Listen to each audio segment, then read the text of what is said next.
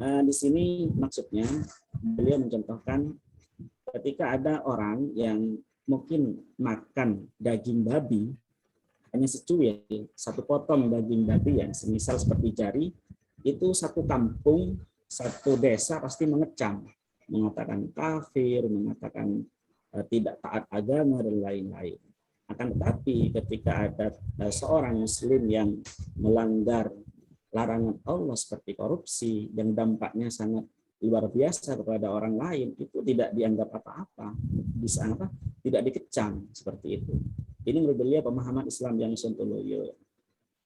Kemudian masyarakat onta dan masyarakat kapal udara, ini intinya beliau itu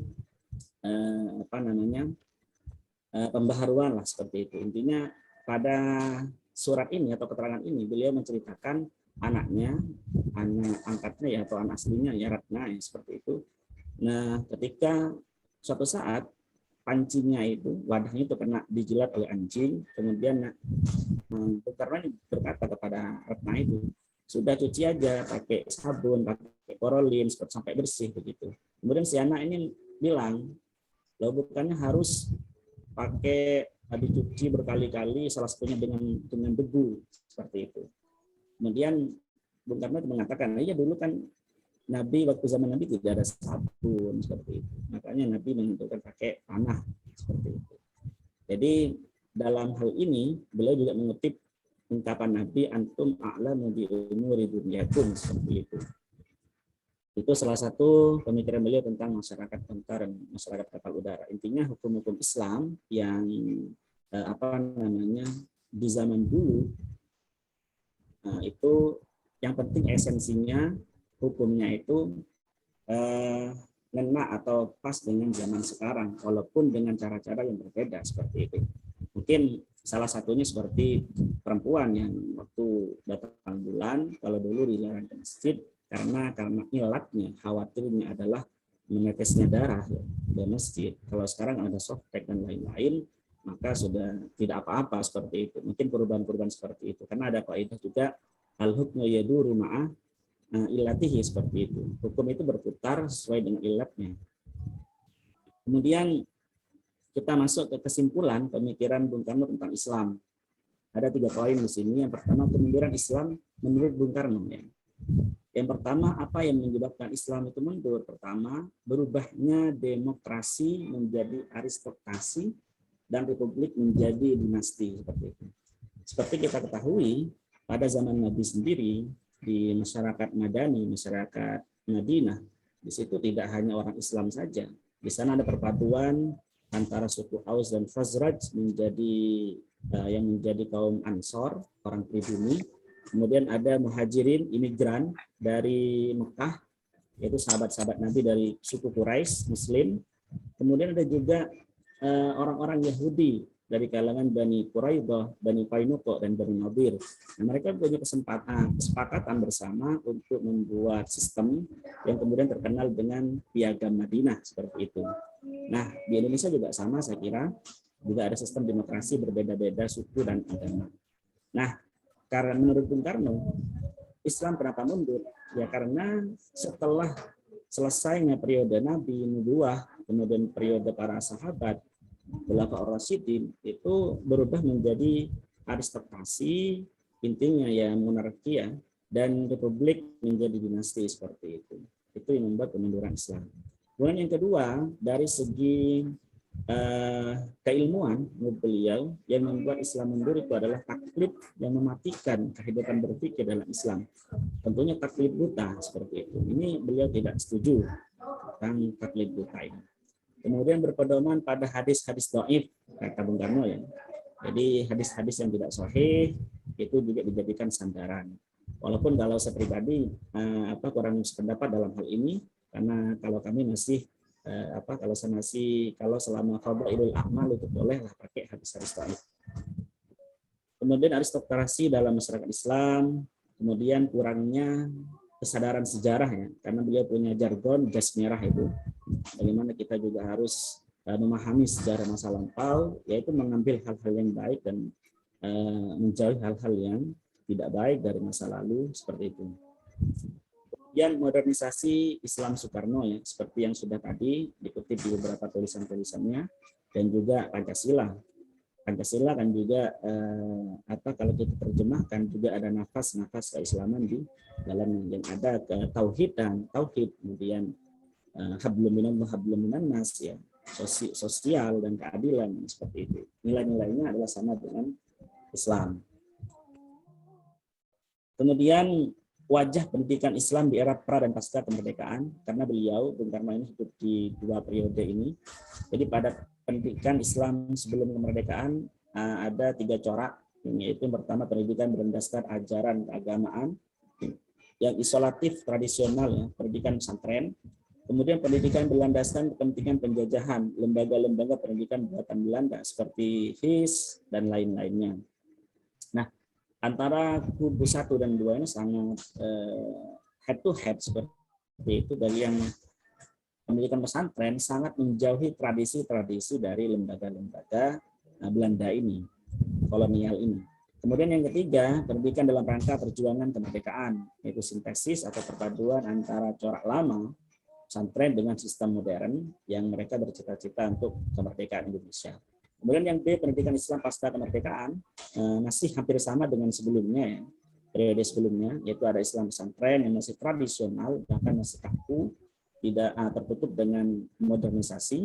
Kemudian pendidikan Islam sintesis, gabungan tadi, dan masih ada pendidikan umum sekuler, warisan Belanda seperti itu. Kemudian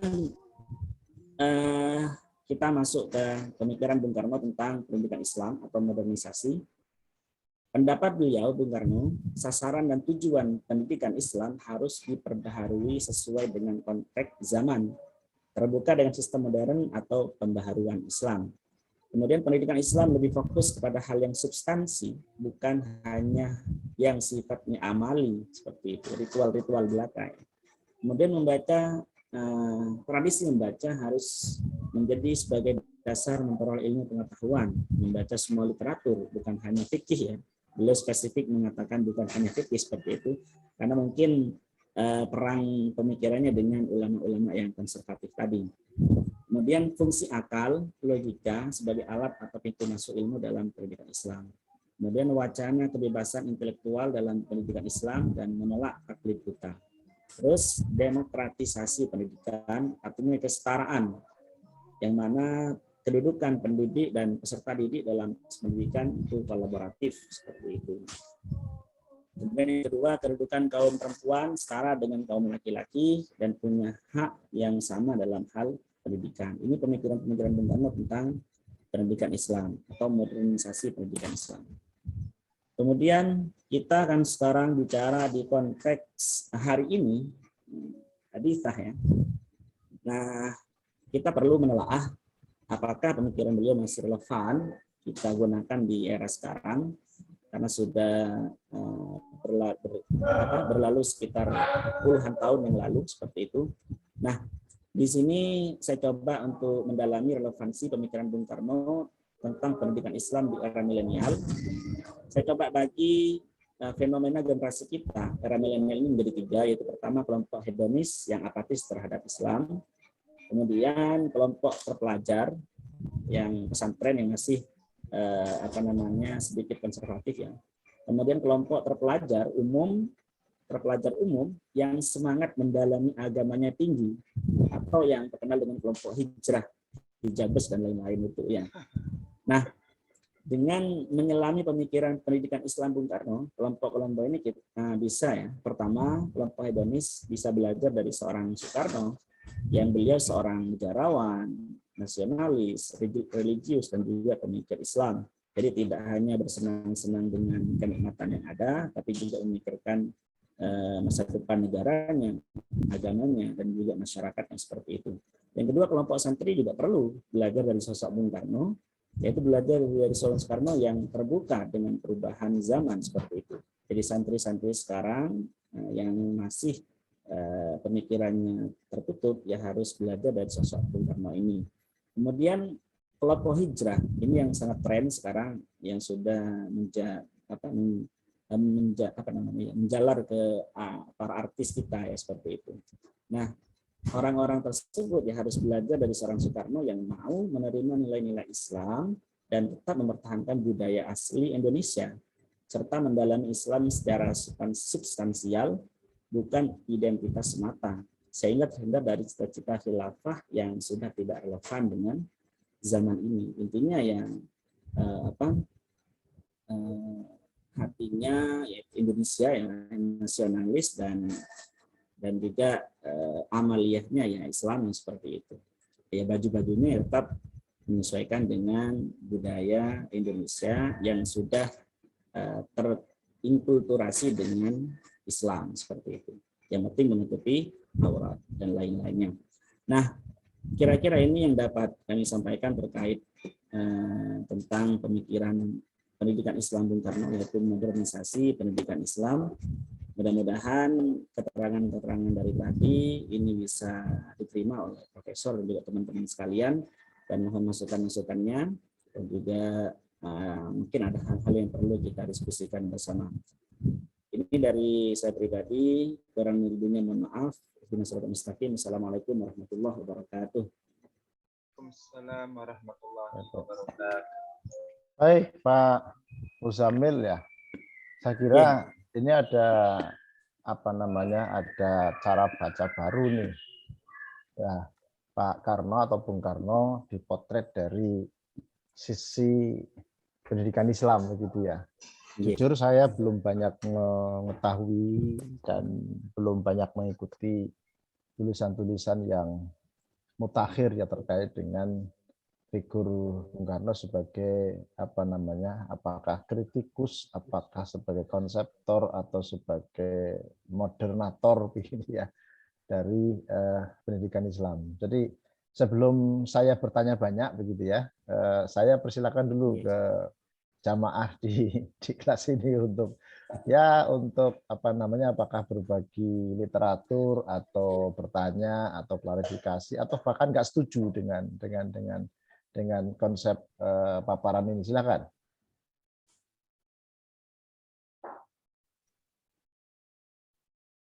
Siapa yang mulai?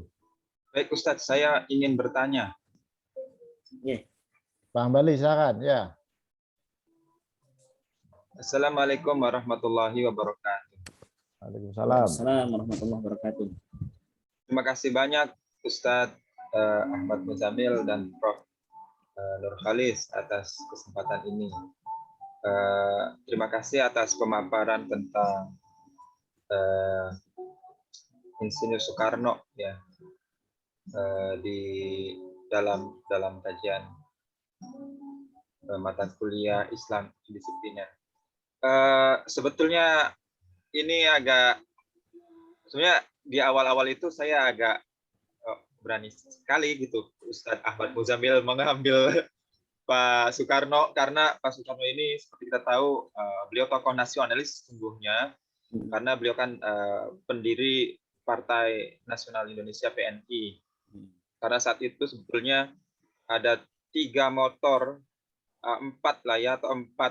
motor organisasi besar dalam bingkai partai, yaitu PNI, Masyumi, dan PKI, dan ada NU di situ. NU itu nomor 3, PKI nomor 4. Artinya Islam diwakili oleh Masyumi dan NU sungguhnya. Artinya seperti yang disampaikan tadi Ustaz Nur Khalis, Prof. Nur Khalis, memang ketika kita mengambil tema keislaman, terus mengambil tokohnya sosok nasionalis, tapi bagaimanapun juga agamanya Islam ya, ada sintesa pemikiran beliau juga yang bisa kita ambil. Pertama, Pak Soekarno ini punya guru spiritual, yaitu Pak Haji Umar Said ya, Cokro Aminoto, yang ada 3 muridnya. 3 murid ini kemudian 3-3 menjadi pemimpin nasional semuanya gitu ya, pemimpin pergerakan ya, yaitu Pak Soekarno sendiri yang mewakili nasionalis, kemudian Pak Kartosuwiryo itu apa sih, TII ya, DI itu. Kemudian Pak Semaun, PKI. Semaun ya, PKI. Sehingga kemudian dari sisi guru itu ya, kemudian pendidikan Soekarno sendiri itu habis di ITB kan, di teknologi. Saya itu belum tahu deh namanya, apakah sudah ITB atau belum ya, saya lupa. Artinya habis waktunya untuk mempelajari ya menjadi seorang teknokrat ya, kemudian menjadi politisi setelah itunya,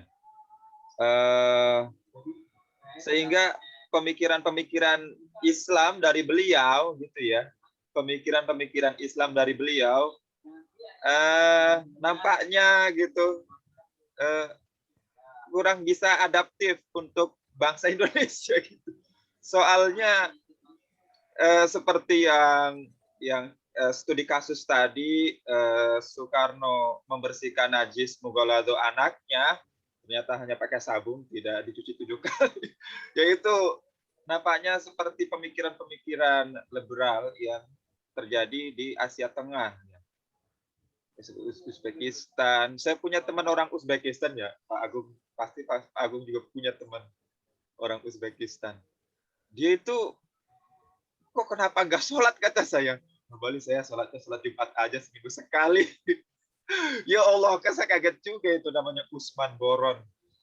Itu juga kalau Jumatan itu juga kalau Jumatan ya kadang ada kadang nggak ada gitu. Ya mungkin Pak Soekarno saat itu sudah memiliki wawasan global, kedekatan dengan bangsa-bangsa di Rusia dan Asia Tengah. Asia Tengah itu juga kan dulu merupakan mayoritasnya jajahan Rusia. Dan tadi yang menemukan makamnya Imam Bukhari juga atas berkat keinginan Soekarno ya, yang mengultimatum para pimpinan di Rusia. Karena Uzbekistan saat itu belum lama ya, atau masih dalam cengkraman Rusia, Uni Soviet. Jadi yang saya jadikan pertanyaan, memang ini sulit Pak Muzamil, Ustadz Muzamil. Apakah memang pemikiran-pemikiran beliau bisa adaptif untuk bangsa Indonesia modern sekarang ini?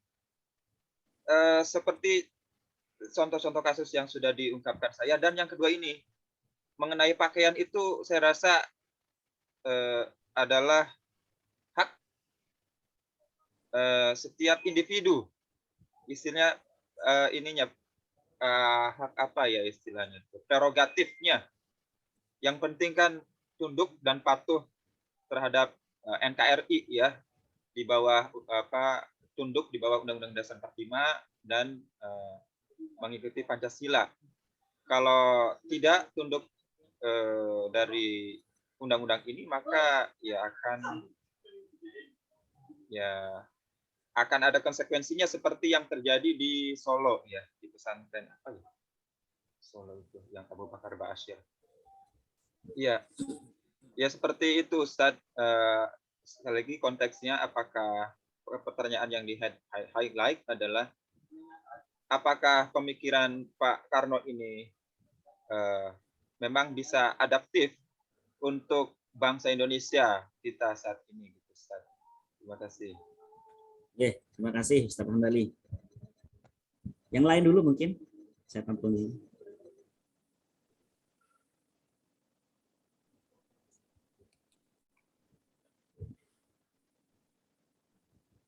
Fadhol Ustaz Mulyadi. Bismillahirrahmanirrahim. Assalamualaikum warahmatullahi wabarakatuh. Waalaikumsalam warahmatullahi wabarakatuh. Terima kasih Ustadz Muzamil dan Profesor juga kesempatan ini. Saya sedikit ingin klarifikasi ya. Ini agak sensitif sedikit ya. Ini berkaitan dengan sejarah silau ya. Silau ketika Bung Karno berhadapan dengan bangsa Aceh di zaman dulu ya. Di salah satu tokoh Aceh namanya Daud Bereh. Tadi berbicara dengan masalah Islam, keislaman. Yang saya tanyakan di sini, apakah benar Bung Karno menolak pelaksanaan syariat Islam di Aceh? Yang kedua, kalau benar, apa kira-kira alasan Bung Karno menolak atau menunda penegakan syariat Islam di Aceh di zaman itu, di masa itu? Barakallahu fiik.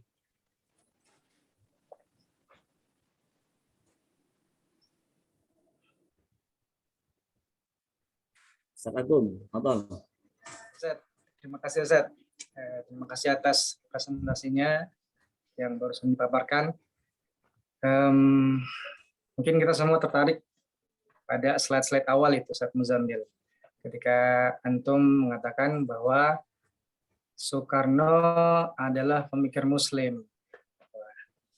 Kalau Soekarno adalah Muslim sejati, ya kita bisa sama-sama sepakat bahwa beliau adalah Muslim Indonesia yang sejati. Beliau ini adalah salah satu dari sedikit tokoh Indonesia yang membanggakan kita. Ada beberapa tempat di negara-negara luar sana yang menggunakan nama beliau sebagai nama jalan, nama bangunan, nama masjid dan lain sebagainya. Di Rusia ada Masjid Soekarno. Di Amerika di kota mana gitu ada Soekarno Street dan seterusnya dan seterusnya. Kita akan bangga sekali ketika kita kunjungan ke Arab Saudi sana. Di sana ada kebun, kemudian di dalamnya ditanam pohon-pohon mangga yang memang itu dulu hibah dari Indonesia dan disebut oleh Raja Saudi sebagai Syajaratul Soekarno, karena hibah dari Indonesia. Nah, Soekarno ini tokoh membanggakan kita tentunya, tapi kalau menyebut Soekarno sebagai pemikir Muslim, tentu ada pro dan kontra di situ. Memang beliau sejak umur belia, sejak remaja gitu kalau tidak salah, beliau belajar Islam kepada tadi disebutkan oleh Antum ada Umar Said Cokroaminoto, yang beliau ini adalah orang Ponorogo, Ustaz.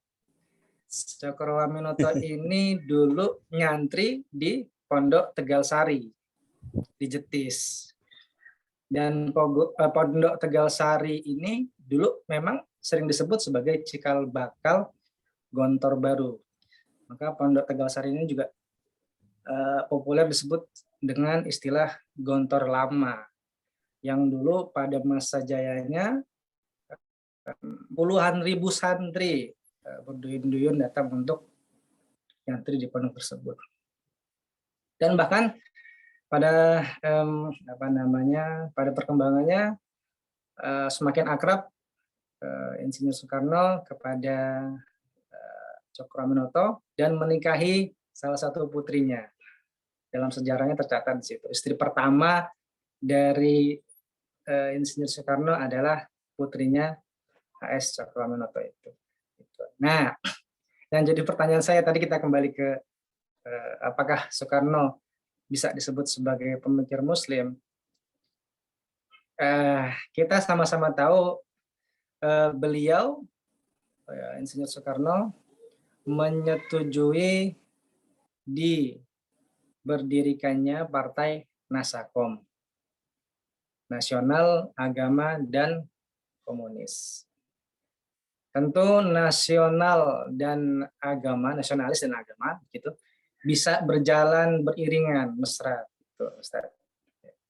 Banyak literatur dalam Islam yang menyebut ketika Anda menyatakan diri seorang Muslim, maka Anda harus cinta kepada negara Anda, gitu kan. Hubbul watan minal iman, gitu. Nah, tetapi ketika disandingkan dengan istilah ketiga, komunis, ini adalah sesuatu yang unik begitu. Karena nasional dan agama di Indonesia punya unsur ideologi berketuhanan. Sedangkan komunisme ideologinya adalah ideologi tidak bertuhan. Ini sejauh yang saya tahu ya. Dan bagaimana kok komunis bisa disandingkan dengan Islam dan agama? Ini adalah pertanyaan besar. Kemudian pada perkembangannya banyak tuntutan-tuntutan untuk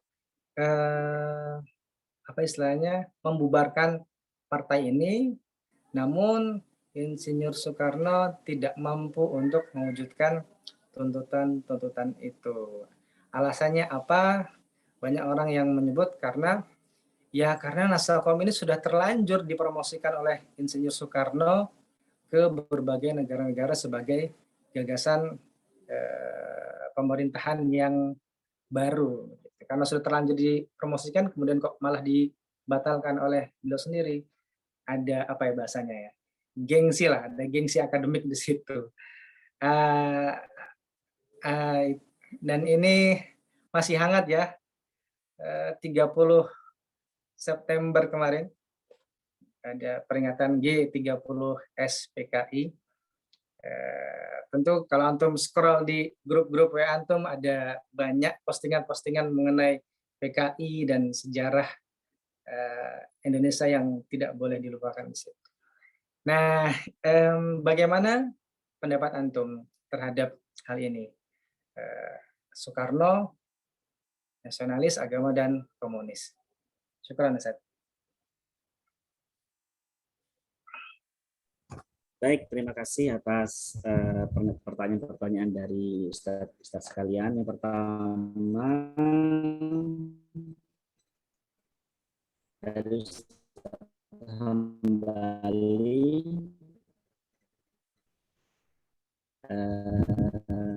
tadi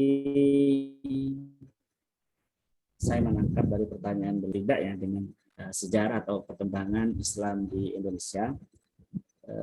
Kalau menurut saya, Ustaz, ya, pemahaman saya kira apa yang menjadi buah pikiran beliau itu sangat Islamis dan Indonesialis seperti itu ya, karena beliau tidak menelan mentah-mentah apa yang menjadi syariat atau tidak bertumpu pada tekstual, tapi lebih ke kontekstual seperti itu. Tentunya ada perbedaan-perbedaan kebudayaan antara Islam yang awalnya memang di Arab dan Islam yang sudah berkembang di Indonesia yang seperti itu. Nah, saya kira adaptif seperti itu Ustadz Hambali ya. Kemudian terkait tentang teman-teman beliau yang terpengaruh, yang Kartosuwiryo yang mendirikan DII, kemudian Semaun, nah, saya kira ini salah satu prestasinya Bung Karno. Jadi tidak terikut ke kanan dan tidak terikut ke kiri. Beliau bisa mengelaborasikan antara Islam dengan nasionalis seperti itu. Sehingga beliau tidak terpengaruh dengan harus negara ini harus Islam dan tidak terpengaruh negara ini harus terlalu ke barat-baratan seperti itu. Ini Ustaz Hambali mudah-mudahan bisa menjawab. Kemudian yang kedua Ustaz Mulyadi, ini orang Aceh, putra daerah asli, serem di Mekah ya. Mohon maaf saya tidak begitu banyak mengikuti terkait tentang menolak pelaksanaan syariat di Aceh dan lain-lainnya. Tapi saya hanya berasumsi bahwasanya mungkin keinginan Bung Karno ingin menyamaratakan seperti itu, tidak ada perbedaan kasta antara Aceh, Jawa, Bali dan lainnya seperti itu. Jadi semuanya ala sofin wahid seperti itu, yaitu Islam dan nasionalis. Saya kurang paham Ustaz terkait tentang prosesnya, kemudian kejadiannya seperti apa. Nah, saya juga kurang paham ya apa daerah istimewa Aceh dan daerah istimewa Jakarta itu sejak Bung Karno atau setelah Bung Karno seperti itu. Maaf, kurang baca. Kemudian yang ketiga, apakah Soekarno termasuk pemikir Muslim?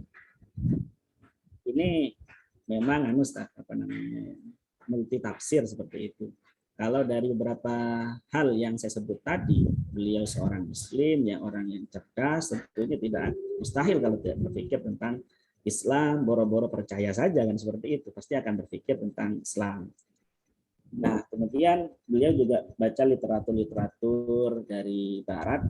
Memang beliau tidak tersentuh dengan turas ya, kitab salaf. Jadi beliau hanya baca dari bahasa yang beliau kuasai, yaitu bahasa-bahasa Eropa. Kemudian pendalamannya yaitu diskusi-diskusi tentang para tokoh-tokoh Muslim pada waktu itu, yaitu salah satunya Cokroaminoto, kemudian Ki Ahmad Dahlan, kemudian ulama-ulama yang lain yang tadi saya sebutkan seperti itu. Nah, saya kira dalam satu sisi ini sudah bisa disebut dengan pemikir seperti itu. Walaupun tidak menghasilkan karya semisal kitab atau seperti Ihya Ulumuddin dan lain-lain. Dan kemudian saya juga pernah mendapat informasi di Makta juga ya, video Prof. Azumati Azra ya. Beliau itu juga berstatement bahwasanya Bung Karno layak disebut mujaddid seperti itu, mujaddid Islam seperti itu, yang saya pernah lihat di video tersebut. Kemudian juga ada kajian filsafat Dr. Faiz yang di YouTube itu saya juga pernah mendengarkan bahwasanya memang nilai-nilai keislaman Bung Karno juga perlu dan patut untuk diperhatikan seperti itu. Kemudian yang terkait tentang Nasakom, saya juga juga agak kaget-kaget Ustaz seperti itu ya, dan mustahil untuk menggabungkan antara Islam kemudian nasionalisme dan komunisme seperti itu. Tapi mungkin ada tujuan lain atau hal lain yang ingin dicapai oleh Bung Karno, karena mengingat Pancasila saja dengan ateisme kan sangat bertolak belakang seperti itu. Mungkin komunismenya perlu dibedah seperti itu. Komunisme itu sebagai langkah politik atau sebagai akidah. Kalau yang setahu saya, komunisme itu kan sistem politik ya seperti itu. Kalau yang tidak percaya kepada Tuhan ya ateismenya itu, begitu Ustaz Agung. Jadi mungkin cita-cita beliau ingin mewadahi, mengayomi semua pemikiran yang ada di Indonesia, menjadikan campur aduk atau seperti apa. Intinya untuk menjadikan Indonesia itu negara yang besar seperti itu, yang menjadi peradaban dunia lah seperti itu. Mungkin cita-cita revolusioner beliau seperti itu. Dan mungkin masih tidak cocok waktu itu karena mungkin pemikiran-pemikiran yang masih isolatif dan lain-lain, sehingga antara komunisme dengan Islam dengan agama ya sangat jauh sekali seperti itu. Barangkali itu Ustadz Agung ya. Jadi ada hal lain atau cita-cita besar yang lain yang ingin dicapai tapi belum tepat dengan konteks zaman pada waktu itu. Jadi itu Ustadz, monggo tambahan-tambahan dari teman-teman yang lain. Terima kasih. Saya nimbrung ya. Ya, saya. Ya, mengamati dari 3 yang memberikan respon tadi itu, rasanya saya perlu nimbrung dulu untuk bisa kembali pada fokus kajian kita. Tokoh yang kita kaji itu kan hanya wasilah, hanya contoh ya, hanya figur yang bisa dibaca, merepresentasikan atau mewakili pendekatan interdisipliner terhadap Islam, kan itu. Jadi kalau kemarin kita sempat diskusi tentang Naqib Alatas, kemudian pernah juga kita diskusi siapa kemarin? Muhammad Nasir. Muhammad Nasir misalnya gitu. Ini kan apa yang diuraikan ya di dalam paparan maupun juga pendapat para teman-teman di kelas ini kan memperlihatkan ya bagaimana figur-figur yang didiskusikan itu bisa menjadi eksemplifikasi, bisa menjadi contoh kajian Islam yang tidak monodisiplin tapi multidisiplin, karena produknya kelihatan gitu ya. Contoh produk kelihatan, ada tulisan yang bisa dilihat coraknya begitu ya. Kalau misalnya tulisannya itu terkait dengan pendidikan Islam, ya bisa dilacak jejak-jejak ya, pemikiran pendidikan Islamnya, lalu basisnya dari mana, bagaimana argumentasi itu dibangun, konsepnya seperti apa, sekaligus juga ada telaah terkait dengan pengaruhnya ya terhadap sistem pendidikan yang berlaku di tanah air. Kan kemarin itu kita bicara itu dari dua tokoh itu. Nah, oleh karena itu saya ingin mengembalikan kepada figur Pak Karno ini, gitu ya. Tidak ada yang meragukan ketokohan beliau, ya. Diskusi tentang ketokohan beliau, pengaruh beliau, nama besar beliau, segala yang terkait dengan kebaikan-kebaikan beliau itu tidak ada satupun yang kita sangkal, gitu ya. Pertanyaannya adalah kembali kepada tadi, bagaimana Mas Muzamil ini membangun argumentasi, gitu ya. Taruhlah dalam dunia akademik itu, seorang yang mendengarkan paparan itu harus punya satu sikap, yakni sikap skeptis. Jadi jangan sampai kemudian optimis dulu, gitu ya. Saya kemarin kan 2 kali diskusi kan juga skeptis kan, gitu ya, memancing agar kemudian si pemapar, baik waktu itu Pak Hambali ya, satunya lagi kemarin siapa, Pak Ustadz Huda. Pak Huda ini kan dengan skeptisisme saya kan berdua ini nggak terima begitu, sehingga kemudian berbusa-busa berargumen begitu ya, baik Naqib Alatas maupun Nasir begitu ya, itu memang betul-betul mencerminkan sosok yang memang bisa dibedah ya dari sisi interdisipliner atau dari perspektif yang multifacetedness lah di dalam kerangka kajian Islam. Oleh karena itu saya minta hal yang sama ke Pak Muzamil ini begitu ya. Argumentasi yang sampai bangun ya untuk menunjukkan bahwa Bung Karno ini adalah pemikir Muslim itu juga harus kokoh begitu ya. Bahwa beliau Muslim yang taat, yes, begitu ya. Tetap yang tadi disampaikan oleh Mas Agung tadi itu. Yang taat beribadah, yes. Lalu saya agak sedikit terinformasi ya dari dari sumber-sumber yang tidak tertulis tentunya, karena ini hasil obrolan dengan tokoh-tokoh yang berada di dalam organisasi tarekat begitu ya. Konon begitu ya, beliau adalah termasuk pengikut tarekat yang sangat taat, dan bahkan makomnya itu sampai makom kashof gitu ya. Nah, oleh karena itu kalau yang ini kan lebih banyak kepada tradisi lisan atau argumentasi lisan yang itu didapatkan dari testimoni-testimoni begitu ya. Apakah itu orang yang pernah menyaksikan almarhum Bung Karno di satu tempat misalnya, atau bersahabat baik dengan seorang mursyid apa misalnya begitu, lalu kemudian menjalankan ritual-ritual tarekatnya segala macam. Ini cara membangun argumentasinya seperti itu. Nah, ketika tadi optiknya adalah ingin melihat sosok ini sebagai pembaharu ya pendidikan Islam begitu ya. Pastinya cara membangun argumentasinya tadi di situ. Dari tulisan-tulisan beliau yang secara spesifik ya bicara tentang pendidikan itu mana, misalnya begitu. Lalu dari gagasan-gagasan beliau yang bisa dilacak ya terkait dengan pendidikan Islam, kira-kira ada wujudnya enggak di dalam sistem pendidikan yang berlaku di tanah air tadi. Tadi kan Mas Muzamil menyampaikan dengan sangat baik ya, di era kolonial itu kan ada 3 yang berkembang secara bersamaan begitu ya. Satu adalah sistem pendidikan para ulama yang menerapkan pola non kooperatif ya terhadap pemerintah kolonial gitu ya, sehingga mereka kemudian mendirikan pesantren. Lalu pesantren-pesantren di situ lebih dikenal dulu ketika zaman-zaman awal ya sebagai sekolah Arab kan begitu kan, atau madrasah itu sekolah Arab, identiknya kan begitu, bahkan lebih dikenal dengan istilah sekolah Arab. Kemudian di sisi yang lain, pemerintah kolonial memberikan privilege ya kepada strata sosial tertentu ya untuk masuk di pendidikan formal itu, di antara HIS, MULO dan seterusnya. Nah, pada masa itu tentu belum ada sistem atau sistem pendidikan atau wujud model pendidikan yang menggabungkan antara keduanya. Setahu saya belum eksis pada saat itu kan.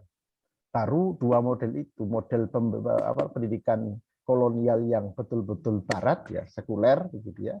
Kemudian model yang dikembangkan oleh para ulama yang mereka ini kan purely ya alumni dari Timur Tengah begitu ya, dengan dominasi Arab Saudi tentunya ya, karena waktu itu adalah pusat peradaban keilmuan keislaman yang tafakuhuddin ada di Arab Saudi ya, sebagiannya juga pernah juga dari Mesir, dari Al Azhar misalnya.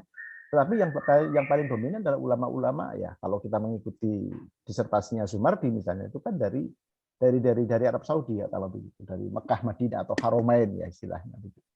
Nah, oleh karena itu ini yang saya kira perlu di dalam dari sisi mana kemudian ada pemikiran-pemikiran yang muncul dari tokoh yang tadi ini yang mencerminkan kepedulian terhadap keberadaan pendidikan Islam ala pesantren, lalu kemudian mengusulkan misalnya pemikiran-pemikiran pembaharuan atau pengadaptasian dengan situasi atau perkembangan terakhir dan seterusnya. Ini saya kira yang menurut saya sangat penting ya untuk kemudian dielaborasi. Lalu yang ketiga ya yang juga menurut saya penting adalah kritik beliau terhadap salah satu penyebab kemunduran Islam yang tadi disebutkan ya, ada aristokrasi ya di dalam masyarakat Muslim. Saya belum bisa menerima 100% diksi aristokrasi di dalam masyarakat Muslim, karena begini, justru yang kita tahu pada masa-masa kolonial dan kemudian gerakan kemerdekaan ya, lalu mengapa kemudian pilihannya adalah republik waktu itu, ini kan sebetulnya bentuk kerelaan dari 114 dinasti, Pak. Jadi ada 114 dinasti di Nusantara ini gitu ya, yang mereka ini kemudian merelakan ya untuk Nusantara ini ya di bawah kepemimpinan Bung Karno ini gitu kan. Sehingga logistiknya sebetulnya dari mereka. Bahkan kalau kemudian kita ingat ya Yogyakarta mengapa memiliki status daerah istimewa sama dengan Aceh misalnya gitu ya. Ini karena ikatan historis yang tidak bisa dilupakan gitu kan. PNS pertama di Republik ini adalah Sri Sultan Hamengkubuwono ke-9, NIP-nya 0001 itu. Hamengkubuwono ke-9 gitu kan. Yang itu gajinya itu didapatkan dari hibah Keraton Yogyakarta gitu untuk Republik ini gitu kan. Jadi kalau misalnya tadi ada statement mundurnya Islam karena aristokrasi di dalam masyarakat Muslim, kok saya belum menangkap relevansinya itu, karena justru tanpa aristokrasi ya di dalam 114 dinasti ini tidak mungkin terjadi penghibahan besar-besaran untuk republik yang baru lahir. Karena sama sekali nggak punya dana. Jadi jangan lupa ya, kemerdekaan yang katakanlah direbut dengan darah dan perjuangan begitu ya, itu begitu merdeka kan nggak punya apa-apa. Terjadi proses nasionalisasi perusahaan-perusahaan asing ya, dari Belanda yang ditinggal Belanda tentunya ya, kilang-kilang minyak. Kilang minyak di Tarakan misalnya di Kalimantan Utara itu habis Pak ketika Jepang mau datang, gitu ya. Belum lagi kemudian yang di Kalimantan Timur dan seterusnya lah gitu ya. Jadi nasionalisasi perusahaan-perusahaan kolonial menjadi perusahaan BUMN sekarang ya, kayak PT KAI ya, gitu kan. Kereta api itu kan semua warisan dari kolonial semua gitu kan, yang waktu itu belum mendatangkan keuangan yang bisa membiayai membiayai pemerintahan. Gitu ya. Nah, oleh karena itu, menurut saya menjadi sangat penting untuk kemudian ada penempatan secara proporsional, gitu ya. Sekali lagi, saya tidak alergi dengan temuan. Justru ilmuwan harus menemukan sesuatu, gitu ya. Jadi sekali lagi, saya justru sangat mengapresiasi keberanian Pak Muzamil ya untuk mengatakan bahwa Bung Karno adalah tokoh pendidikan Islam. Ini menarik Pak, cuman bangunan argumentasinya harus kokoh kan gitu kan. Jadi caranya ya dicari kan gitu kan, untuk kemudian mampu meyakinkan kita yang masih skeptis kan gitu kan. Jadi tugas ilmuwan itu adalah meyakinkan pembaca, meyakinkan pendengar agar argumentasi yang dibangun itu betul-betul kuat dan argumentatif kata begitu. Jadi dalam dunia akademis begitu ya, bukti-bukti akademik itu ya, ada dua, jejak yang tertulis ya, sekaligus jejak yang tak tertulis. Jejak yang tertulis adalah kalimat-kalimat yang eksplisit ya, yang bisa kita baca, yang bisa kita analisis. Yang kedua, jejak-jejak yang implisit jejak-jejak yang tak tertuliskan. Nah ini biasanya mengapa kita belajar ilmu tafsir, kita belajar hermeneutik itu di situ sebetulnya. Jadi ketika ada kajian yang sifatnya historis, ya, analisis historis atau pendekatan sejarah ya terhadap siapapun, apakah pemikiran, apakah tokoh ataupun konsep segala macam ya, maka tentu kita melibatkan tadi artefak-artefak atau jejak-jejak yang bisa kita eksplorasi sekaligus yang bisa kita interpretasi untuk mendukung argumentasi yang sedang kita bangun. Jadi poin saya, Pak Muzamil ya, saya mengapresiasi ya paper ini ya dengan topik modernisasi pendidikan Islam ala Bung Karno, ya, tetapi saya minta bangunan argumentasi ini yang harus mampu menjawab keraguan-keraguan kelas inilah kira-kira gitu kan. Jadi apa namanya? Mungkin perlu ada elaborasi atau karena waktu yang masih sempit ya, terbatas tentunya. Tapi kalau ini mau dijadikan sebagai satu apa namanya penelitian yang lebih serius, saya kira akan memberikan dampak yang sangat luar biasa terhadap peta pendidikan di tanah air. Karena bagaimanapun kita ini kan selama ini sudah jengah sebenarnya ya dengan pola-pola, dengan cara pandang dikotomik. Gitu. Dan itu sebetulnya warisan kolonial. Dari dulu itu kan memang dipisah gitu, kelas yang rada ngamtenar gitu istilahnya gitu ya, kelas borjuis, kelas amtenar yang dekat dengan kolonial itu ya mereka dididik dengan sisi pendidikan sekuler, pendidikan Belanda begitu ya. Sementara kelompok-kelompok yang memang anti dengan pemerintahan kolonial ya diposisikan, dikondisikan agar terus non kooperatif gitu ya. Dan itu berlanjut ketika kita sudah punya republik ini sampai hari ini masih ada model-model dan cara pandang yang dikotomik tadi itu. Ahli Islam ternyata bukan ahli teknologi orang ahli Islam misalnya begitu kan. Kita sudah bosan sebenarnya dengan pola-pola di itu. Jadi kalau misalnya ada sebuah temuan nih ya dari riset yang sangat serius bahwa Bung Karno adalah atau bisa ya diargumentasikan sebagai salah satu tokoh pembaharu ya. Pendidikan Islam ini keren betul karena akan menghilangkan stigma gitu ya. Ke depan saya kira tidak perlu lagi ada istilah kelompok nasionalis, kelompok religius. Ya, kita orang Indonesia wah gitu kan. Nggak perlu lagi lah ada. Itu kan sebetulnya pengaruh ideologi partai politik aja kan gitu kan. Ya, kita tuh orang Indonesia yang beragam, yang beragama begitu ya. Mau kita religius, mau kita nasionalis, mau kita punya pandangan yang itu orang Indonesia kan begitu kan. Yang sama-sama punya tugas untuk menjaga negara ini dan mengembangkan negara ini tentunya gitu ya. Nah, oleh karena itu kembali kepada substansi tadi itu sisi interdisiplinernya ini yang harus ditonjolkan. Dari sisi mana gitu ya. Lalu kemudian yang optik yang tadi diajukan adalah tentang pendidikan Islam ya. Bukti-bukti atau argumentasi yang bisa dijadikan sebagai sesuatu yang argumentatif ini saya kira perlu banyak ditampilkan dan perlu banyak diperkaya dan ini tentu tidak mungkin dalam waktu sekarang di kelas ini gitu ya, tetapi ini membutuhkan waktu, membutuhkan keseriusan dan juga proses-proses investigasi gitu ya terhadap data-data yang relevan. Saya kira itu Pak sebagai tambahan pancingan saya. Jadi kita masih bisa aksana kamarilah begitu ya untuk kemudian bagaimana kita apakah akan menambahkan skeptisme kita terhadap Pak Muzamil begitu ya atau sebagian kita terima gitu kan tapi kemudian kita tugasi lagi untuk menambah argumentasinya atau mungkin bisa kita kembangkan juga spektrumnya pertama dulu. Silakan saya kembalikan ke Pak Muzamil. Ya, terima kasih Pak Prof atas pencerahannya. Mungkin karena saya memang tertarik dengan sosok ini karena memang melihat juga fenomena akhir-akhir ini yang memang ada kelompok-kelompok seperti yang disampaikan tadi, ada yang era-era orang kolonial yang memang ada yang hedonis, kemudian ada yang terpelajar tapi ala pesantren yang masih ada sedikit konservatif, kemudian ada kelompok-kelompok hijrah atau hijab seperti itu. Jadi ini yang menjadi poin utama kami untuk mengangkat sosok ini, bagaimana orang-orang generasi kita yang milenial ini juga bisa melihat dan mengaca kepada sosok Soekarno yang memang seorang muslim sejati, pemikir, nasionalis, dan juga update seperti itu.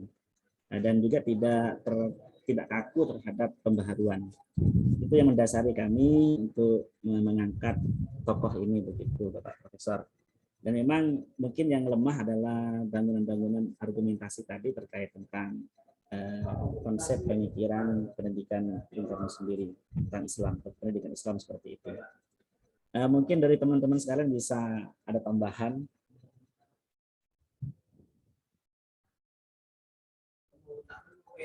Silakan yang lain silakan. Pada komentar.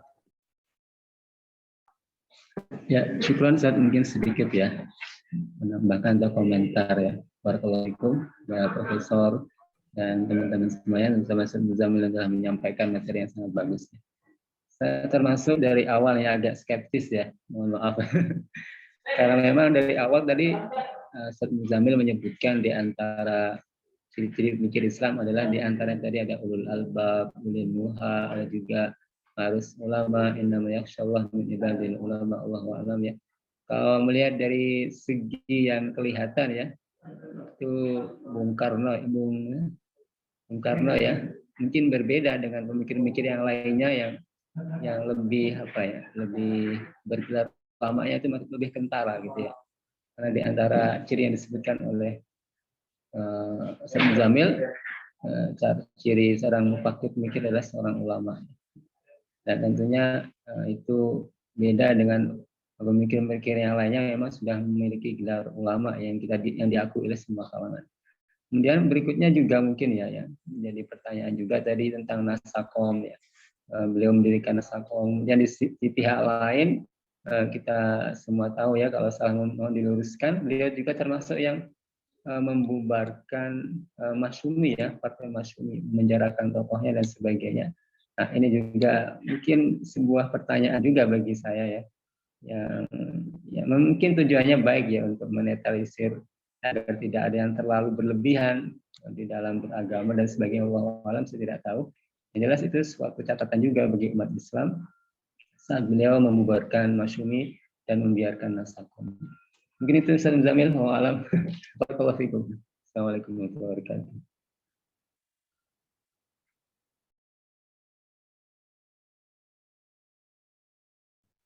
Ya, terima kasih Ustadz Arif ya. Terkait tentang tadi materi saya yang di atas, memang itu kriteria pemikir ya, menurut saya sendiri harus ada sebutan-sebutan label ulinuha, ulil albab, ulama dan lain-lain seperti itu. Saya melihat ya, walaupun tidak 100%, mungkin sisi-sisi itu ada di sosok Bung Karno seperti itu. Ya insyaallah beliau ya insyaallah seperti itu, walaupun memang ada kontroversial, bahkan saya sempat diskusi dengan Pak Lik saya sendiri yang juga yang juga sering baca itu. Beliau itu punya statement Bung Karno ini tidak menghargai wanita, karena memang sering nikah seperti itu kata beliau ya. Tapi saya melihat di sisi lain beliau juga muslim yang taat. Kemudian di beberapa sejarah yang saya baca ya, beliau juga yang hampir sama yang disampaikan Prof tadi ya, juga kental dengan torikoh itu. Bahkan kalau saya pernah baca itu ya, punya jimat-jimat atau juga istilahnya itu ketika ditembak tidak apa-apa seperti itu ya, dan lain-lain. Itu kan bagian dari hal-hal yang di atas rata-rata lah seperti itu, rata-rata manusia biasa. Nah kemudian juga ulul albab, berpikir ya, beliau orang yang berpikir, orang yang juga berpikir seperti itu, yang sisi-sisi walaupun tidak 100%, saya melihat ini adalah dalam sosok beliau Bung Karno seperti itu. Begitu Ustadz Arif ya. Jazakumullah Ustaz, barakallahu fikum. Ya, Mas Muzamil, ada mungkin contoh ya yang bisa nanti menjadi impeachment atau penambahan perspektif ya barangkali ya untuk melihat tokoh Bung Karno ini begitu ya. Ini ketika saya ingin melakukan validasi informasi ya. Tadi kan saya menyampaikan bahwa yang saya beberapa kali dengar dan ada beberapa tulisan yang pernah saya baca dari seorang mursyid Qadiriyah Naksabandiyah ya di daerah Banten itu kan menyebutkan bahwa beliau ini kan termasuk salah satu apa namanya pengikut tarekat yang justru makomnya itu sudah sampai makom kasyf kan gitu kan. Nah, saya mencoba untuk mencari landasan argumentasinya dalam tradisi tarekat dan itu ketemu. Makanya mungkin nanti cara berpikir saya ini ya di dalam mencari pembuktian atau di dalam memperkuat data untuk mengargumentasikan mungkin bisa sampai duplikasi lah kira-kira begitu. Jadi dalam satu apa namanya manaqib ya, seingat saya manaqibnya Abu Hasan Asyadzili ada buku manaqib ya, manaqibnya Abu Hasan Asyadzili itu judulnya Al-Mafakhir Al-Aliyah fil Ma'athir Syadziliyah, itu nama bukunya. Itu ada kalimat begini, setelah itu buku itu 267 halaman saya ingat karena saya juga punya buku itu. Halaman 1 sampai 40 itu berisi tentang biografi perjalanan hidup dari siapa Syekh Abu Hasan Asyadzili.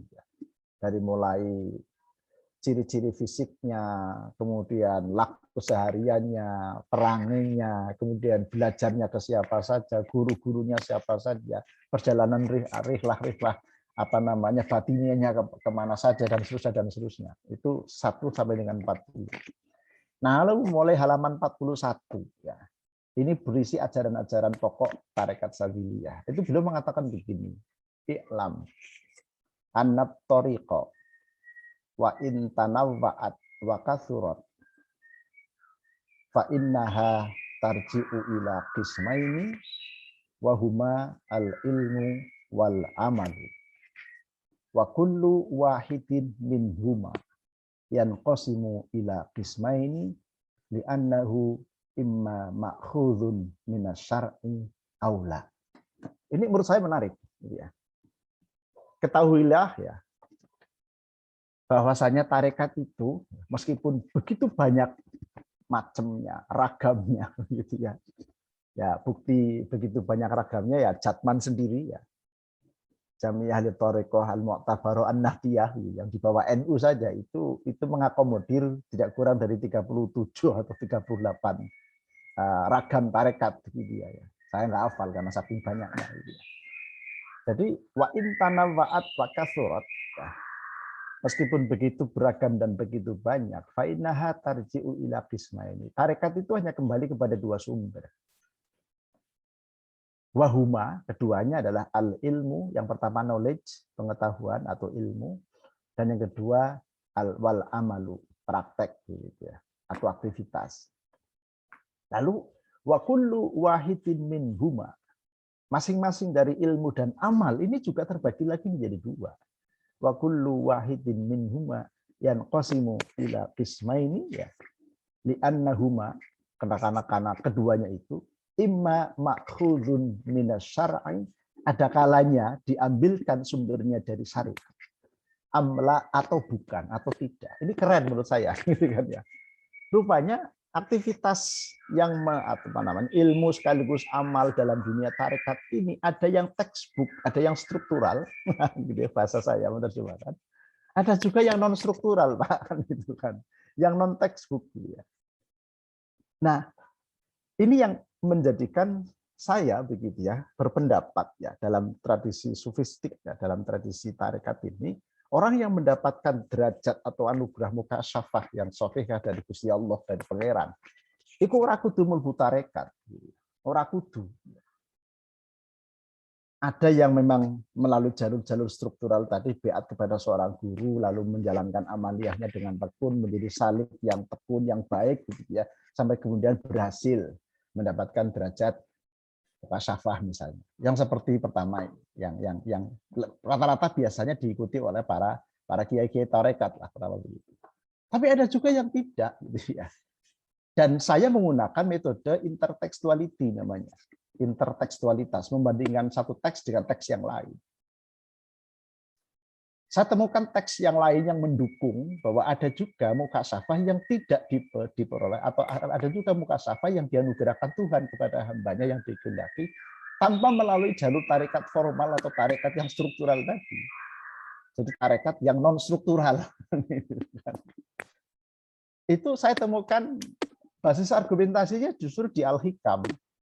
Ibnu Athaillah Sakandaria, sama-sama Syadziliyah kebetulan keduanya itu. Kalau yang tadi adalah manaqib, ya biografinya muassis atau pendiri tarekat Sadziliyah, Abu Hasan Sadzili tadi. Kalau Al-Hikam adalah salah satu pengikut yang kemudian menjadi mursyidnya, yang lalu menulis Al-Hikam. Dalam Al-Hikam ditulis begini, idza fatahalaka wijhatan minat ta'arrufi fala tubali ma'aha an qalla amalu fa innahu ma fatahalaka illa wa huwa yuridu ayyata'arrafa ilai. Itu kalau nggak salah hikmah ke-7. Kalau nggak salah ya. Saya lupa-lupa ingat karena 264 hikmah dalam Al-Hikam disarai. Yang sering saya baca itu sarahnya Asy-Syarqawi yang saya baca karena ada Ar-Rumdi juga sarah. Idza fatahalaka wijhatan minat ta'arrufi, ketika Tuhan sudah menganugerahkan ya, satu dimensi kemakrifatan kepada kamu. Idza fataha alika wis buka wijhatan minat ta'arrufi, salah satu dimensi kemakrifatan itu. Fala tubali ma'aha an qalla amalu. Nggak usah lagi dipedulikan untuk bertanya berapa banyak amal perbuatannya atau mungkin banyak atau sedikit amal perbuatannya. Mengapa? Fa innahu ma fatahalaka, karena Tuhan tidak akan membukakan pintu makrifat kepada kamu illa wa huwa yuridu ayyata'arrafa ilai. Kecuali memang Tuhan sudah menghendaki. Jadi kalau sudah bicara prerogatif Tuhan itu tidak ada yang boleh protes. Mungkin itu karena apa ya, berkah para leluhur-leluhur orang itu yang dulu ahli ibadah, ahli riyadhah begitu ya. Lalu ternyata riyadhah yang dilakukan, ibadah yang dilakukan bertahun-tahun belum membuahkan hasil mukasyafah, lalu mukasyafahnya dihadiahkan oleh Tuhan kepada anaknya atau kepada cucunya. Itu bisa terjadi. Ketok beling tahu ngaji moro-moro kasaf gitu kan. Itu terjadi dalam dunia tasawuf gitu kan. Jadi penganugerahan mukasyafah ini betul-betul hak prerogatif Tuhan. Gitu ya. Bukan prerogatifnya guru, bukan prerogatif guru mursyid. Guru mursyid ini lebih betul. Jadi dengan metode intertekstualitas ini, gitu ya. Kalau kemudian tadi infonya bisa dipegangi bahwa beliau adalah salah satu orang yang mengikuti atau yang mendalami tasawuf, ya, nggak tahu beatnya ke siapa atau mungkin malah nggak beat ya, tapi kemudian mendapatkan derajat mukasyafah tadi. Ini bisa ditopang oleh argumentasi literatur tasawuf tadi itu, Pak Muzamil. Maksud saya begitu ya, ketika Anda tadi mengargumentasikan bahwa beliau adalah tokoh pembaru pendidikan Islam, itu keren, kan gitu ya. Dengan catatan tadi, ya, data-data yang bisa dibangun untuk mendukung atau untuk membuktikan itu tadi bisa diterima. Termasuk juga tadi bagaimana membedakan antara Muslim sekaligus pemikir Muslim. Kenapa begitu? Ini juga penting saya kira karena diksi ini punya implikasi yang sangat luas. Nah, kalau misalnya gitu ya, definisi dari pemikir Muslim adalah produk pemikirannya ini terkait dengan pemikiran keislaman dalam spektrum yang lebih luas, saya masih bisa menerima itu. Jadi bukan semata-mata karena dia muridnya atau beliau muridnya Cokroaminoto atau pernah korespondensi dengan Ahasan misalnya atau pernah apa. Saya kira bukan semata-mata itu data-data pendukungnya, tapi lebih kepada produk pemikiran yang kemudian apakah itu pembuktiannya melalui tradisi lisan ya. Jadi sejarah lisan ya, ada yang bisa memberikan testimoni. Mungkin orang dekat beliau atau mantan ajudan beliau atau mungkin zuriyah beliau yang bisa memberikan keterangan-keterangan testimoni tadi itu juga sebagai bukti sejarah. Ya, ini sejarah lisan gitu ya. Atau tadi ya, tulisan-tulisan yang sebagaimana kita diskusikan dalam 2 pertemuan kemarin. Tulisannya Nagib Alatas ya, tulisan-tulisannya Muhammad Nasir kan itu yang dijadikan sebagai pijakan argumentasi untuk menyatakan bahwa 2 sosok yang sudah kita diskusikan kemarin adalah merepresentasikan atau mewakili figur yang bisa dijadikan sebagai contoh pendekatan studi Islam secara interdisipliner dengan fokus ya melihat atau fokus penglihatan kepada konsepsi mereka berdua pada pendidikan Islam. Nah, kalau sekarang optiknya adalah sebagai pemikir Muslim dan yang kedua adalah sebagai pembaharu pendidikan Islam. Bagi saya sangat keren, luar biasa ini. Karena semua tulisan-tulisan selama ini kan tidak ada atau belum ada setahu saya begitu ya. Mungkin saya salah gitu ya. Yang memotret beliau sebagai tadi pemikir Muslim sekaligus sebagai pembaru pendidikan Islam. Kan rata-rata tulisan-tulisan kan tokoh kebangsaan, tokoh kemerdekaan, proklamator kan gitu ya. Kemudian juga gagasan-gagasan tentang Pancasila dan seterusnya. Lebih banyak kepada pemikiran-pemikiran kenegaraan gitu ya. Konsep nation state lah yang kemudian berkembang, sehingga ini akan sangat menarik bagi saya gitu ya, untuk bisa melengkapi ketokohan beliau tadi itu. Ternyata ada sisi lain yang belum tereksplor ya, yang belum tereksplorasi dengan baik. Dan ini Mas Muzamil ya yang akan mengeksplorasi gitu ya, dari sudut pandang tadi sebagai pemikir Muslim sekaligus sebagai pembaru pendidikan Islam. Jadi sekali lagi ini saya justru punya harapan besar Mas gitu ya, kepada Mas Muzamil ini dengan catatan bagaimana mampu mengeksplorasi data-data argumentatif begitu yang kemudian bisa dijadikan sebagai pijakan-pijakan akademis ya, untuk bisa menyimpulkan ya bahwa beliau adalah pemikir Muslim sekaligus tadi tokoh pembaru dalam pendidikan Islam. Saya kira itu Mas sebagai salah satu tadi wawasan tambahan lah, cara saya membangun argumentasi. Beliau adalah seorang yang mukasyafah tadi itu ternyata di dalam literatur sufi itu dibenarkan kan begitu kan. Jadi ternyata wong kasef iku ora kudu mlebu rekod Pak gitu. Dan contoh kiai lain ternyata banyak. Mbah Khalil Bangkalan ya, Kamakila, saya baca disertasinya Abdurrahman Mas'ud ya, di Architect of Pesantren di University of California itu. Yang dibahas ini kan Mbah Hashim, Mbah Armani Kudus, termasuk juga Mbah Khalil Bangkalan. Itu Mbah Khalil Bangkalan itu sama sekali bukan penganut salah satu dari tarekat yang ada di Indonesia, yang ada di Jatman ini. Tapi beliau itu maha gurunya para kiai kan gitu kan. Karena mukasyafahnya itu kan Mbah Khalil Bangkalan itu. Nah, oleh karena itu dalam dunia sofistik ya, dalam dunia sofistik tadi itu, dalam dunia tasawuf, anugerah yang diterima oleh seseorang tadi itu untuk bisa mendapatkan ma'rifatullah itu ternyata tidak harus ya, atau tidak mesti memakai jalur yang struktural formal tadi itu. Ini istilah saya saja gitu. Tarekat itu struktural dan formal karena ada guru, ada ajaran gitu ya. Lalu ada kelas-kelas begitu ya, dan harus menjadi murid, harus taat betul sama gurunya. Nah kalau enggak kualat misalnya kan gitu kan. Tapi ada juga yang lain yang non struktural tadi itu gitu kan, moro-moro tirakat dewe jur kemudian kok entuk mukasafah misalnya, itu sangat mungkin dalam dunia tasawuf tadi.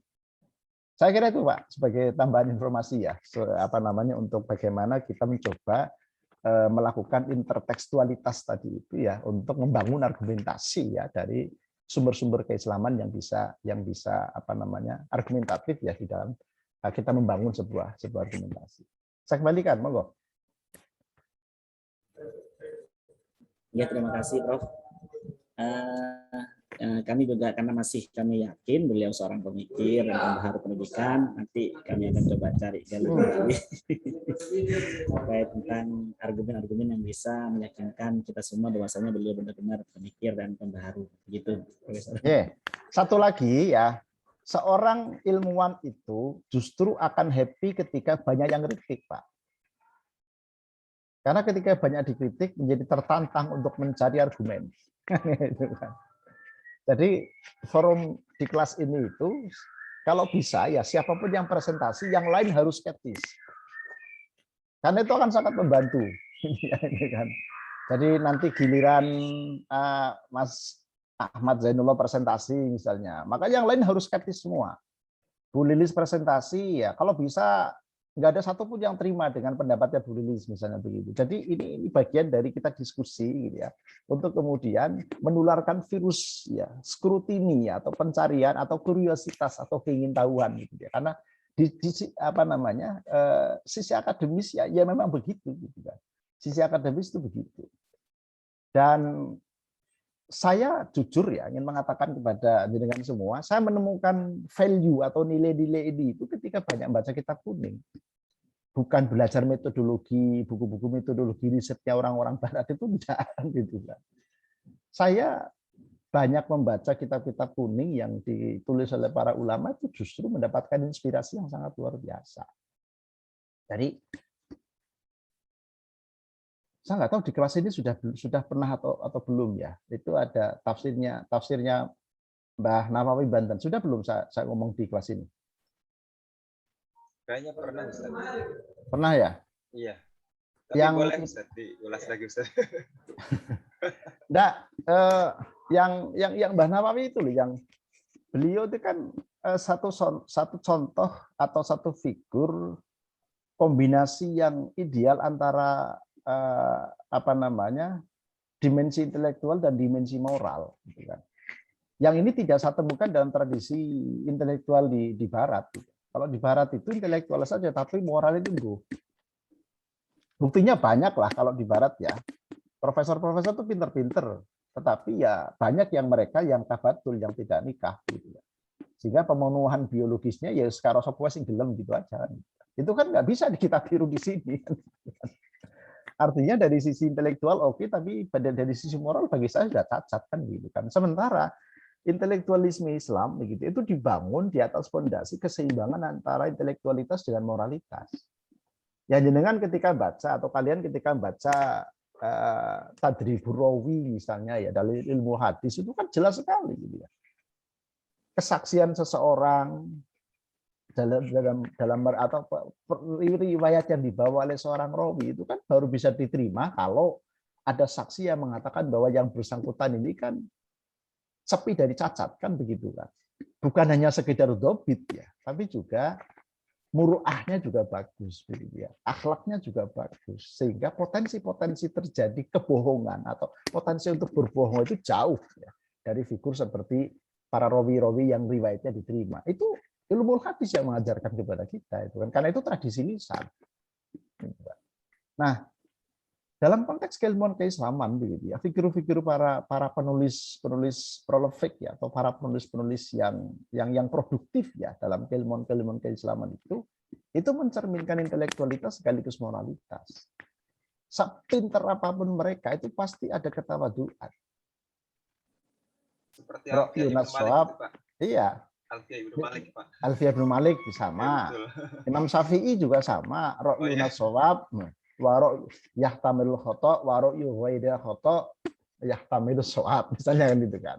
Itu kan language game aja, Pak ya. Permainan bahasa. Pendapat saya benar tapi juga ada kemungkinan keliru. Pendapat orang selain saya salah, tapi ada kemungkinan mengandung kebenaran. Jadi betapa PD itu luar biasa ya dalam figur seorang ilmuwan, ya, tetapi juga akhlakul karimah juga luar biasa. Ya. Jadi ketawaduan juga luar biasa. Ya ini kadang-kadang kita apa ya banyak merasa kehilangan sebetulnya dengan kombinasi antara intelektualitas dengan moralitas itu. Nah oleh karena itu apa namanya orang seperti Mbah Nawawi lah, karena itu ilmuwan kita ya, ilmuwan Nusantara karena beliau orang Banten kan begitu, hanya kebetulan menjadi guru besar di Masjidil Haram. Itu dalam pengantar kan enak banget kalimatnya. Qad amaroni ba'dul a'izzati iddi an aktuba tafsiran bil Qur'anil Majid. Orang-orang mulia sekeliling saya itu minta terhadapku untuk menulis tafsir kan begitu. Jadi saya ini nulis bukan karena keinginan saya, tapi karena orang-orang sekeliling saya yang minta. Kan kemaki, Pak. Memposisikan diri kan koyo dibutuhke tenan gitu, Pak. Lalu ya, meskipun banyak diminta oleh orang-orang mulia ya, saya pun masih mikir, fatarut katu fi dzalika zamanan tawilan. Saya berpikir cukup lama untuk memenuhi permintaan nulis tafsir itu. Karena khaufan minat dukhuli fi qoulihi sallallahu alaihi wasallam, karena ada dua hadis kan. Man qala fil Qur'ani bi ra'yihi fa asaba faqat akhta. Barang siapa menafsirkan Al-Qur'an dengan ra'yunya meskipun benar tepai salah. Itu hadis yang pertama. Hadis yang kedua, man qala fil Qur'ani bi ra'yihi falyatabawwa maq'adahu minan nar. Barang siapa menafsirkan Al-Qur'an dengan ra'yunya yo siap-siap ngambil tempat di pinggiran neraka kono lah gitu kan. Ini dua hadis ini sangat menakutkan. Karena tafsirnya Mbah Nawawi Banten itu ra'yu. Tapi kemudian fa'ajabtuhum ila dzalika lil iqtida'i bis salafi fi tadwinil ilmi ibqa'anil khalqi. Akhirnya saya penuhi permintaan itu untuk menulis tafsir. Alasannya cuma dua. Pertama adalah lil iqtida'i bis salafi, mengikuti tradisi ulama-ulama sebelum saya. Tradisi ulama-ulama itu apa? Nulis, bukan ceramah. Ini yang sudah mulai hilang, Pak. Tradisi ilmuwan-ilmuwan muslim itu nulis. Iqtida'i bis salafi, ya. Jauh dari cash and carry lah. Sekarang itu lebih banyak ceramahnya gitu ya. Lil iqtida'i bis salafi, pertama mengikuti tradisi salaf tadi itu, ulama salaf as-sholih ya. yakni meninggalkan legacy kan, meninggalkan tulisan yang bisa dikaji kembali, bisa menjadi dasar kajian berikutnya itu kan. Ibqa anil khalqi, sekaligus juga tadi memudahkan untuk dikaji oleh generasi berikutnya. Nah, kalau tidak pernah ditulis ya gimana orang generasi berikutnya akan melakukan kajian. Nah, gitu. Lil iqtida'i bis salafi fi tadwinil ilmi ibqa anil khalqi. Nah, tapi dengan posisi yang dirinya tadi merasa hebat ya, atau memposisikan diri orang hebat karena diminta sana sini tadi itu. Lalu mengikuti tradisi salaf ya dalam preservasi pengetahuan dan agar mudah dikaji lagi oleh generasi berikutnya. Dengan sangat rendah hati, kalimat berikutnya mengatakan walaisa ala fi'li mazidun. Apa yang saya tulis dalam buku saya ini gak ada yang baru kok. Kan rendah hati banget, tawaduk banget itu. Tapi kalimat berikutnya, walakin likulli zamanin tajdidun. Tapi ingat, setiap masa ada pembaharuan. Iku lah, nek cara bahasa Jawa Timur kan apa ya? Puri gitu ya. Jadi di satu sisi dengan penuh rendah hati mengatakan kitab ora apa-apane kok. Tapi ingat, setiap masa ada pembaruan. Maksudnya Mbak Nawawi ingin mengatakan, akulah salah satu pembaru. Iya, beliau pembaru gitu. Tapi kalimatnya luar biasa. Iya. Makanya dalam setiap kajian itu, mengapa ada pemahaman yang sifatnya eksplisit dan implisit. Seperti sama belajar usul fikih itu kan. Mantukul ayat. Jika ada istilah mantuk, ada istilah mafhum, ada istilah dilalah. Usul fikih itu kan isinya the language of game saja itu kan, permainan bahasa gitu kan. Mafhum isi ono mafhum mafaqo, si ono mafhum mukhalafa gitu kan. Jadi sebetulnya makin banyak kita menyelami ilmu pengetahuan ilmu Islam itu makin asik sebenarnya karena begitu kayanya gitu ya dimensi-dimensi intelektualitas yang ada di sana. Sekaligus juga contoh-contoh atau teladan-teladan moralitas tadi itu. Walaisa ala fi'li mazidun walakin likulli zamanin tajridun. Lalu kalimat berikutnya waliyakuna aunan li walil qasirina mithli, untuk mempermudah pembaca yang pengetahuannya terbatas termasuk juga saya gitu ya. Ini bicara limitasi. Yang namanya disertasi itu ada fokus masalah, Pak. Tidak untuk menjawab ad-dunya wa ma fiha itu tidak mungkin ditulis dalam disertasi atau disertasi ad-dunya wa ma fiha gitu. Maka harus ada fokus masalah. Yang dilakukan oleh Mbah Nawawi begitu. Agar mudah diikuti oleh orang-orang yang pengetahuannya terbatas, termasuk juga saya. Saya hanya mengambil 5 sumber di dalam penafsiran saya. Waliyakuna aunan li walil qasirina mithli fa akhadtuhu. Ya, ini sebagai sumber tafsirnya beliau mengambil 5 karya. Fa akhadtuhu minal futuhat al-ilahiyah. Al-futuhat al-ilahiyah waqila ya, al-futuhat al-makkiyah Ibnu Arabi. Yang kedua, wa min mafatihil ghaibi, mafatihul ghaib Fakhruddin Ar-Razi. Ya. Wa minas sirajil muniri, yang ketiga as-sirajul munir, tafsir fikih mazhab Syafi'i, tulisan Al-Khatib Asy-Syirbini. Wa min tanwiril mikbasi, yang keempat, tanwirul mikbas, tafsir yang disandarkan kepada Ibnu Abbas.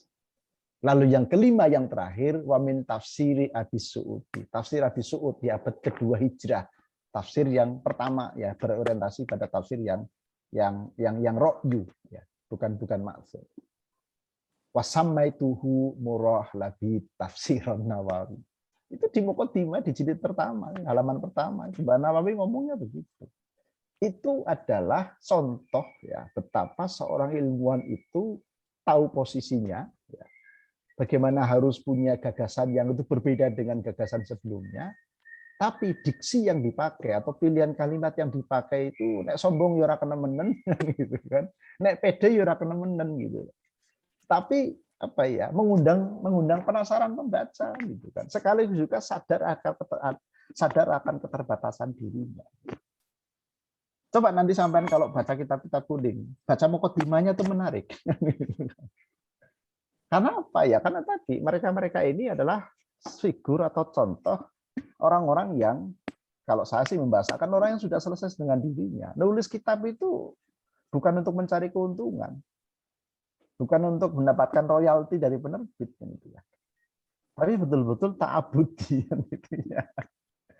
Legacy, ya, meninggalkan legacy keilmuan tadi itu ya. Mudah-mudahan kalau meninggalkan legacy ilmu itu kan menjadi ilmun yuntafa'u bihi, kan gitu ya, dasar-dasar dari hadisnya. Lalu karena itu sekali lagi figur-figur para scholar ya, atau muslim scholar atau pemikir-pemikir produktif ya, para ulama-ulama tadi itu sebetulnya memberikan pelajaran kepada kita bahwa kita harus berani ya untuk meniru langkah-langkah beliau tadi itu.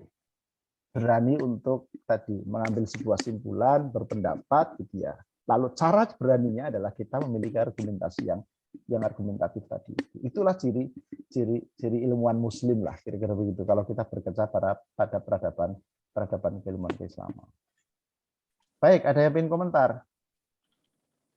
Saya kok udah mulai capek ya, karena nanti masih ada 2 kelas lagi nih, Pak. Dur sampai sore. Tadi kebetulan yang kelas 1 yang MPI juga tadi jam 5:30 pagi tadi itu. Karena hari Senin kemarin saya tidak tidak ada kesempatan untuk bisa masuk. Kalau tidak ada cukup ya? Cukup? Kita ketemu minggu depan insya Allah. Saya akhiri. Assalamualaikum warahmatullahi wabarakatuh. Waalaikumsalam. Terima kasih banyak, Prof. Terima kasih banyak, Prof. Assalamualaikum Ustaz.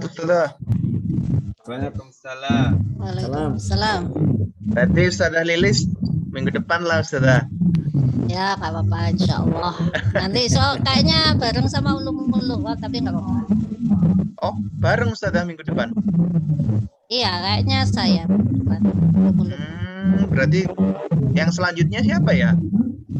Jangan sampai ada yang seminggu 2 kali gitu. Tapi Iya, kasihan. yang sekarang tadi saya coba nyiapkan tadi pagi. Oh, Jadi ya, masih. Berarti minggu depan penggantinya Ustazah Lilis diundur, ganti yang next aja. Saya aja kalau Siapa? depan Ustaz? saya.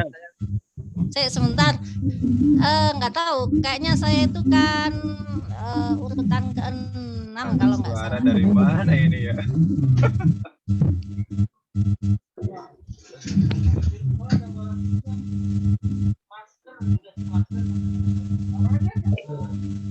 Nggak tahu, saya lupa sih. Kayaknya saya sebelum terakhir itu, sebelum Ustadz Yunus yang ulum-ulum. Ulumuluho. Ntar Ustazah, sekalian dicek. Oh ya. Tapi kalau misalkan nggak minggu depan ya nggak apa-apa. Pinginnya sih tadi hari ini sih biar cepat selesai. Berarti kalau Ustazah